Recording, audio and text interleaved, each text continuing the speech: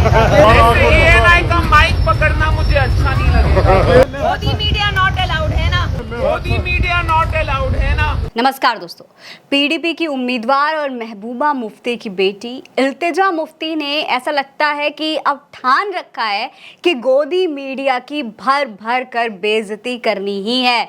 इल्तिजा मुफ्ती हर दूसरे दिन गोदी मीडिया की बेइज्जती कर रही हैं, गोदी मीडिया को आईना दिखाने की कोशिश कर रही हैं। जब वो किसी चैनल पर इंटरव्यू में जाती हैं तो भी गोदी मीडिया को उनकी असलियत, उनकी हरकतें दिखाने की कोशिश करती हैं, और जब अपनी चुनावी रोड शो में उनसे किसी गोदी मीडिया का सामना हो जाता है तब भी इल्तिजा मुफ्ती बखूबी उनको उनकी सच्चाई दिखाने की कोशिश करती हैं। वो हिम्मत दिखाती हैं जो एक युवा नेता शायद ही कभी दिखा पाएगा। दोस्तों, अब इल्तिजा मुफ्ती ने क्या किया है, कैसे किया है और किस तरीके से उन्होंने हिम्मत दिखाई है, वो सब कुछ आज इस वीडियो में हम आपको बताने वाले हैं। सबसे पहले जरा इस वीडियो को गौर से देखिए। ये वीडियो इल्तिजा मुफ्ती की एक चुनावी रैली का है। इल्तिजा मुफ्ती अपनी रैली पर गई हुई थी। इसी दौरान काफ़ी भीड़ वहाँ पर मौजूद थी। इल्तिजा मुफ्ती से मीडिया चैनल्स भी बात करने के लिए आए थे। तमाम मीडिया चैनल्स थे, तमाम मेन स्ट्रीम मीडिया के चैनल्स भी थे। लेकिन इसी बीच उनके सामने न्यूज़ एजेंसी एएनआई का माइक आ जाता है। जैसे ही एएनआई का माइक इल्तिजा मुफ्ती के मुंह के सामने आता है, वैसे ही इल्तिजा मुफ्ती उस माइक को अपने सामने से हटा देती हैं और कहती है कि गोदी मीडिया नॉट अलाउड। मुझे गोदी मीडिया का या फिर एएनआई का माइक पकड़ना अच्छा नहीं लगता है। इल्तिजा मुफ्ती ने साफ मना कर दिया, मुंह पर मना कर दिया कि भाई मुझे गोदी मीडिया के माइक पर बोलना, उनका माइक पकड़ना भी अच्छा नहीं लगता है। दोस्तों, ये हालत हो गई है इस देश में गोदी मीडिया की। गोदी मीडिया अपनी क्रेडिबिलिटी, अपनी एक होती है पत्रकारिता की इमेज, उसको पूरी तरीके से बर्बाद कर चुका है। और खास तौर पर एएनआई पर ये आरोप हर दूसरे दिन लगते हैं। दोस्तों, इल्तिजा मुफ्ती के बारे में मैं आपको बता देती हूँ। इल्तिजा मुफ्ती महबूबा मुफ्ती की बेटी हैं। क्योंकि विधानसभा चुनाव का जो पहला चरण है वो पूरा हो चुका है, अभी भी वो जनता के बीच में जा रही हैं, दूसरे चरण के लिए पूरी तैयारी कर रही हैं। अभी दोस्तों फिलहाल इल्तिजा मुफ्ती बिजबिहाड़ा विधानसभा क्षेत्र की पीपल्स डेमोक्रेटिक पार्टी की उम्मीदवार हैं और लगातार इसी तरीके से चुनावी रैलियां कर रही हैं। तमाम चैनल्स के इंटरव्यू में भी गई हुई हैं। कुछ दिन पहले ही राहुल कमल के चैनल पर गई हुई थी, इंडिया टुडे के एक इंटरव्यू में, एक प्रोग्राम में गई थी। वहां पर भी इल्तिजा मुफ्ती ने कॉल आउट किया था गोदी मीडिया को। ये कहा था कि भाई आपके चैनल्स पर मैं आना पसंद नहीं करती, मैं बोलना पसंद नहीं करती। क्यों? क्योंकि गोदी मीडिया लगातार मुसलमानों को टारगेट करने का काम करता है। गोदी मीडिया मुसलमानों की इमेज को खराब करने की कोशिश करता है, और यही चीज़ उन्होंने एएनआई के साथ में भी की है। एएनआई पर भी दोस्तों लगातार आरोप लगते हैं कि आपने देखा होगा कई बार ऐसे कई मामले सामने आए हैं जब अगर किसी भी केस में क्रिमिनल का नाम मुसलमान होता है तो उस नाम को हाईलाइट कर, अगर क्रिमिनल मुसलमान हुआ तो उसके नाम को ऐसे हाईलाइट करके दिखाते हैं कि जैसे बस इस पूरे केस में जो सबसे मेन बात है वो उस क्रिमिनल का नाम ही है। लेकिन अगर किसी और रिलीजन की बात होती है, किसी और धर्म की बात होती है, तो इस तरीके से नाम नहीं दिखाया जाता। अगर आप तमाम पुराने ट्वीट्स एएनआई के देखेंगे, आपको कंपेयर करके भी हम दिखा देते हैं। देखिए, ये वाले ट्वीट में नाम को हाईलाइट किया गया है, मुस्लिम नेम को बाकायदा हाईलाइट किया गया, और जहां पर क्रिमिनल मुसलमान नहीं है तो वहां पर उसका नाम तक नहीं दिखाया जाता है।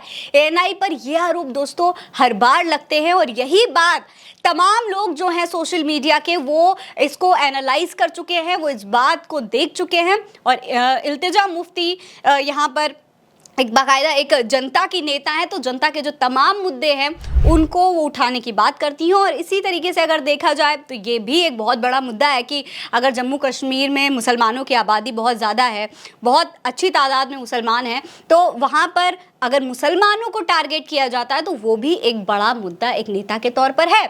और सबसे बड़ी बात दोस्तों कि कोई भी युवा नेता होता है, जब वो राजनीति में आता है, नई उसकी चुनावी एक जो करियर है उसकी शुरुआत होती है, तो नेता जो इतनी हिम्मत नहीं दिखा पाते कि वो एएनआई जैसी एक बहुत बड़ी एजेंसी, एक ऐसी एजेंसी जो तमाम बड़े बड़े चैनल्स को कंटेंट देती हो, सप्लाई करती हो, उस जैसी एजेंसी से इतना बड़ा पंगा ले ले। लेकिन इल्तिजा मुफ्ती ने दोस्तों वो पंगा लिया है। इल्तिजा मुफ्ती एएनआई को टारगेट कर रही हैं, एएनआई पर सवाल उठा रही हैं।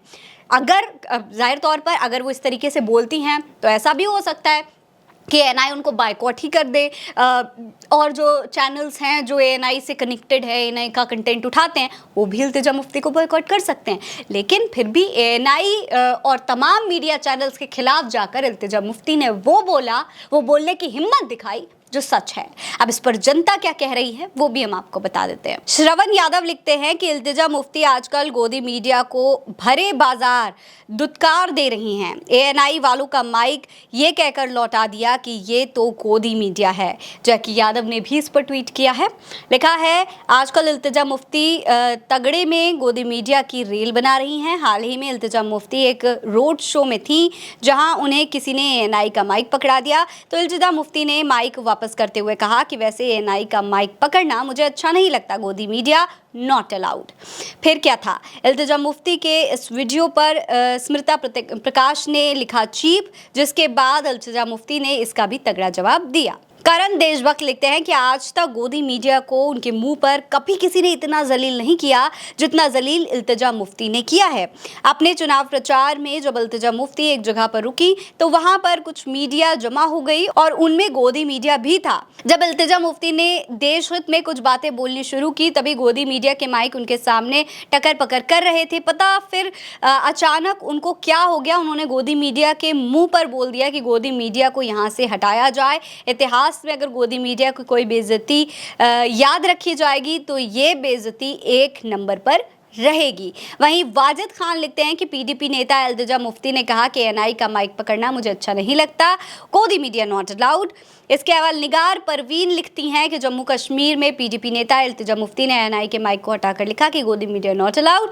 वैसे बहुत शानदार काम किया है, आज उस प्रोपेगेंडा एजेंसी का सार्वजनिक बहिष्कार होना चाहिए। इसके अलावा तमाम लोग इसी तरीके से ट्वीट कर रहे हैं। आपको बता दें इल्तिजा मुफ्ती ने खुद भी ये वीडियो ट्वीट किया है और अपनी बात जो उन्होंने कही, जो इस वीडियो के दौरान कही कि गोदी मीडिया नॉट अलाउड, एएनआई का माइक पकड़ना मुझे अच्छा नहीं लगता है, वही बात उन्होंने ट्वीट करके इस वीडियो को शेयर किया। हालांकि उनके इस ट्वीट को रीट्वीट करते हुए एएनआई की संपादक स्मृता प्रकाश ने रीट्वीट किया और इसे चीप बताया। स्मृता प्रकाश इनकी बात को चीप बता रही थी, लेकिन फिर भी इल्तिजा मुफ्ती ने इस बात का भी तगड़ा जवाब दिया है। जी हाँ, ये पूरा मैटर यहीं खत्म नहीं हुआ। इल्तिजा मुफ्ती ने इस बात का भी किस तरीके से जवाब दिया आपको वो भी देखना चाहिए। इल्तिजा मुफ्ती लिखती हैं कि cheap is how ANI wilfully vilifies and demonises Muslims as fuel to the fire by conveniently omitting and distorting news, thereby encouraging Islamophobia. Nothing against reporters